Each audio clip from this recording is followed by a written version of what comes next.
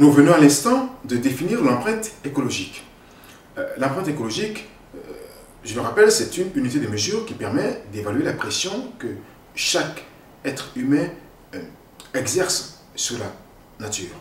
Elle correspond à la superficie terrestre en hectares par habitant nécessaire à chacun pour produire les biens et services que nous consommons, mais aussi absorber les déchets que nous produisons.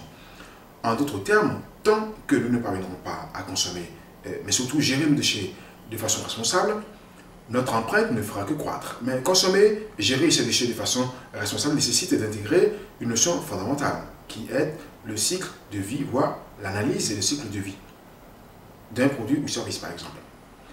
Alors, le cycle de vie d'un produit recouvre l'ensemble des phases d'existence d'un bien ou service, de la production de matières premières jusqu'à l'élimination ou le recyclage en fin de vie. Pour chaque phase, on fait alors l'inventaire des flux de matière et d'énergie. L'analyse de cycle de vie est aussi un outil qui présente de nombreux avantages. Cette analyse est le seul outil permettant d'évaluer les impacts environnementaux potentiels d'un produit ou service sur l'ensemble de son cycle de vie. C'est une méthode standardisée par les normes ISO. Elle fournit une vision d'ensemble d'un produit ou d'un service et permet d'éviter les déplacements de pollution d'une étape à l'autre du cycle de vie. L'analyse du cycle de vie peut par exemple orienter la prise de décision pour une entreprise dans le domaine microéconomique ou aider des gouvernements par exemple à définir une politique publique. Là, on arrive dans le domaine macroéconomique. L'analyse du cycle de vie permet entre autres de remettre en question des idées reçues. Elle fournit des résultats objectifs et quantifiés qui peuvent faire contrepoids face à des choix politiques ou de société, à des évidences jamais remises en cause, en question, ou peut-être plus simplement à des habitudes de production et de consommation. L'analyse des cycles de vie d'une certaine catégorie de produits a d'ailleurs permis de mettre en exergue la dangerosité de ces produits, surtout quand ils atteignent la phase finale de leur premier cycle de vie et deviennent de potentiels dangers. Il est question essentiellement, vous l'avez compris, des détroseux, des déchets d'équipements électriques et électroniques qui sont essentiellement constitués, comme je l'ai dit à mille fois dit, de métaux précieux. Donc l'or, l'indium, le palladium, le barium, le plomb, entre autres. Mais alors, qu'est-ce qu'un déchet d'équipement électrique et électronique? Un des 3E, c'est un équipement composant ou sous-ensemble en fin de vie qui fonctionne à l'électricité ou via des champs électromagnétiques, qui permet de produire, de transférer, de mesurer des courants ainsi que des champs électromagnétiques, qui consomment moins d'1 kV en courant alternatif et de 1,5 kV en courant continu. Au-delà, ce sont des déchets industriels. C'est un appareil qui fonctionne aussi avec une prise, forcément, ou alors une pile ou un accumulateur. Il devient un déchet d'équipement électrique et électronique dès lors qu'il est hors d'usage ou que son coût de réparation est trop élevé, ou alors dès lors qu'une de ses pièces est défectueuse, qu'il est obsolète et qu'il faille le remplacer par un équipement plus récent.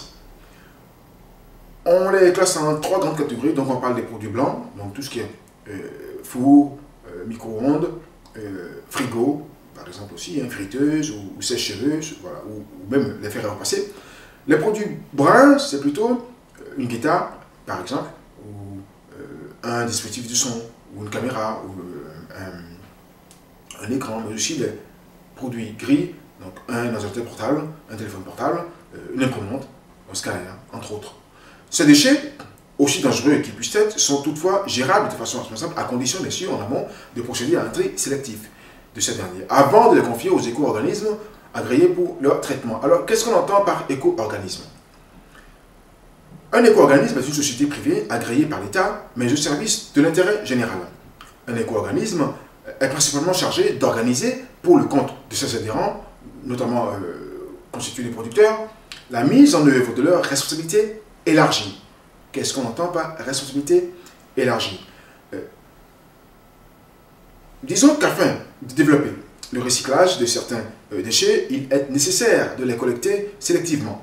Les politiques de collecte sélective et de recyclage des déchets des ménages s'appuient pour partie sur les filières dites de responsabilité élargie des producteurs. Le principe qui découle de celui du pollueur-payeur en est le suivant. Les fabricants nationaux, les importateurs de produits, les distributeurs, pour les produits de leur propre marque, doivent prendre en charge notamment financièrement la collecte sélective, puis le recyclage ou le traitement des déchets issus de ces produits. Ils peuvent assumer leurs responsabilités de manière individuelle, voire collective, dans le cadre d'un éco-organisme. Et dans ce dernier cas d'ailleurs, ils adhèrent à une société souvent agréée par les pouvoirs publics à laquelle ils versent une contribution financière et en pratique, la plupart d'ailleurs, des producteurs choisissent cette option. Leurs contributions viennent en soutien à la collecte, au recyclage et au traitement des flux de déchets concernés. Elles sont essentiellement reversées aux collectivités locales ou aux prestataires de collecte et de traitement des déchets concernés. La montée en puissance de ces filières a d'ailleurs permis des progrès significatifs en matière de recyclage des déchets et donc de progrès dans la protection de l'environnement et la préservation de notre santé.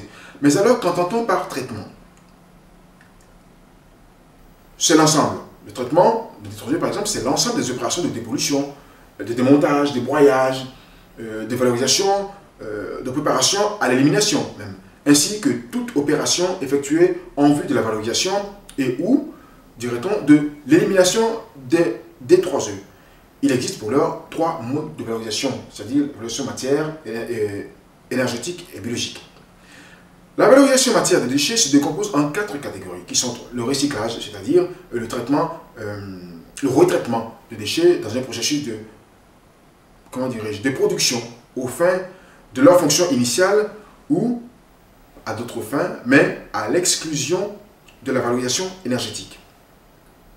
Le réemploi, la réutilisation, c'est simplement la réutilisation de l'équipement entier après remise en état éventuel pour le même usage que celui pour lequel il a initialement été créé. La réutilisation par pièce ou alors par composant, c'est la réutilisation de composants ou de sous-ensembles des D3E pour la fabrication de nouveaux équipements électriques et électroniques de même nature ou sa réparation. Enfin, pour ce qui est de la destruction ou de l'élimination, c'est l'élimination sans valorisation. Voilà. Donc, mise en décharge, ou incinération, mais sans récupération d'énergie.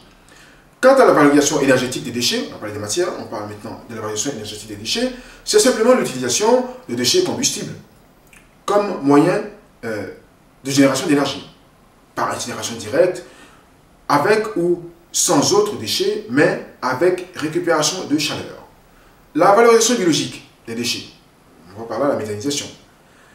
La méthanisation est un processus de fermentation anaérobique, c'est-à-dire une décomposition de matières putrescibles par des bactéries qui agissent en l'absence d'air. Ce procédé produit du biogaz.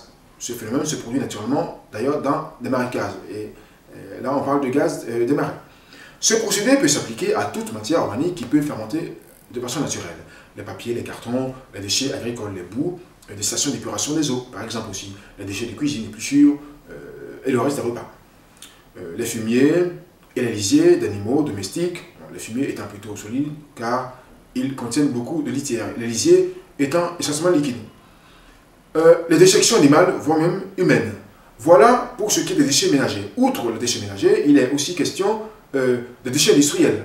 On distingue les déchets industriels inertes, dont la composition physico-chimique est inoffensive pour l'eau, le sol, l'air, voire l'environnement ou la santé.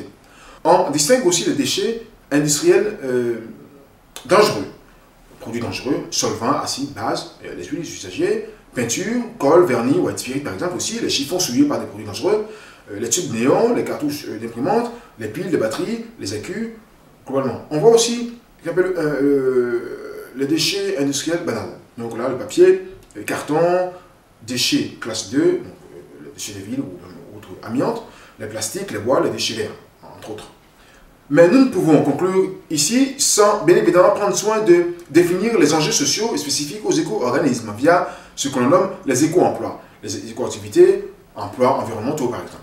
Les éco-activités sont des activités économiques qui, en plus d'être lucratives, produisent de biens et services ayant pour finalité la protection de l'environnement ou la gestion des ressources naturelles.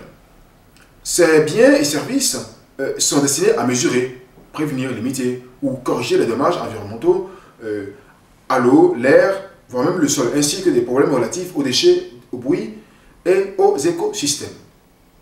Voilà pour ce qui est de cette deuxième phase de ce lexique.